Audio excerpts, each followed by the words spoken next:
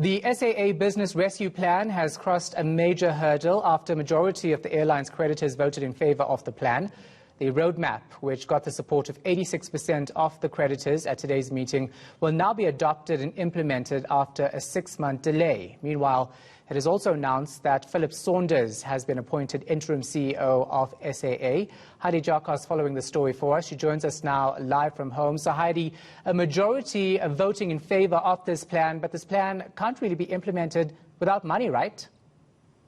Exactly, Shahan. So even though 86% voted in favour of the Business Rescue Plan after months of delays, and the Companies Act actually says that 75% need to be in favour of it, so one can see that the majority were in favour, there needs to be funding to basically implement this Business Rescue Plan. We do know that the business rescue practitioners have been asking for funding from the Department of Public Enterprises, and given the current state that this economy is in due to COVID-19, it's been very difficult to motivate for any kind of new funding for this airline. So we do understand that even though they have voted in favour of it, business rescue practitioners will need to wait for additional funding to make sure that this plan is executed, to pay off these VSP packages, and to basically pay off the creditors and the bankers.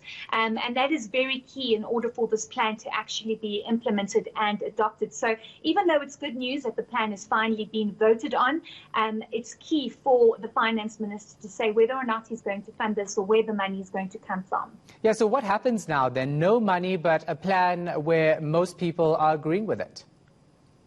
So we do know from the creditors meeting that we were listening in on, we do understand that the acting DG of the Department of Public Enterprises indicated that National Treasury could as early as tomorrow indicate whether or not they will be able to provide any kind of funding. But we do know in the amended Business Rescue Plan that the 25th of July is the date for National Treasury to indicate whether or not they are going to be giving any additional funding. We're looking at about 26 billion rand that they are in need of, and this is obviously going to push forward this business rescue plan.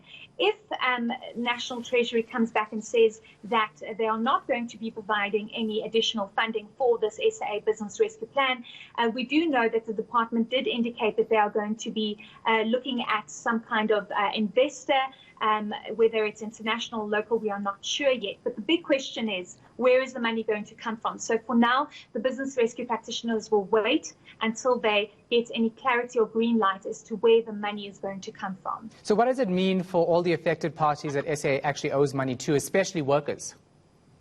Yes, exactly. And this is key in trying to establish what it means for workers. We know that the plan does say there are going to be massive job cuts, but we also do understand that a number of SAA workers have been encouraged to sign the VSP packages. The majority of unions have indicated that their workers will be signing.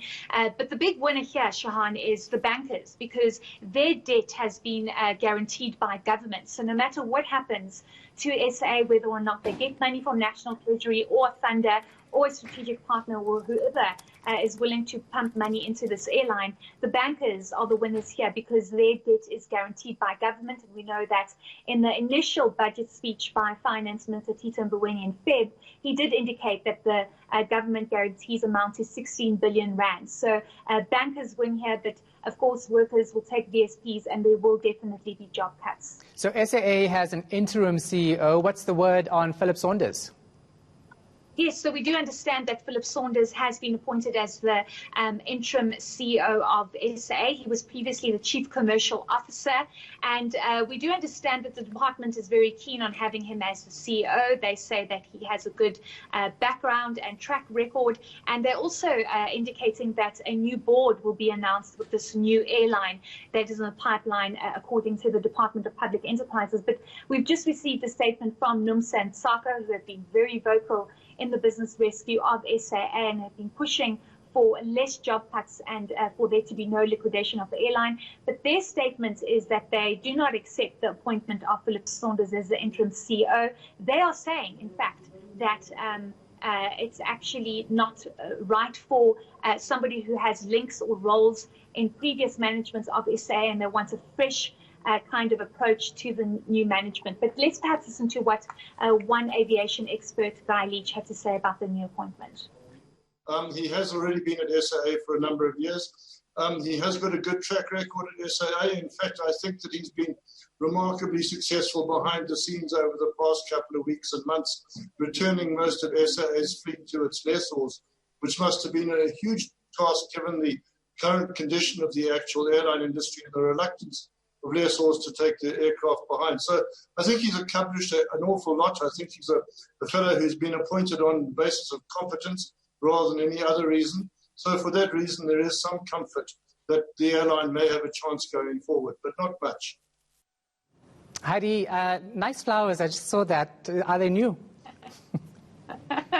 They are new because people were sending me love for me recovering from COVID. And you have fully recovered. We're so glad to have you back, Heidi Jokos.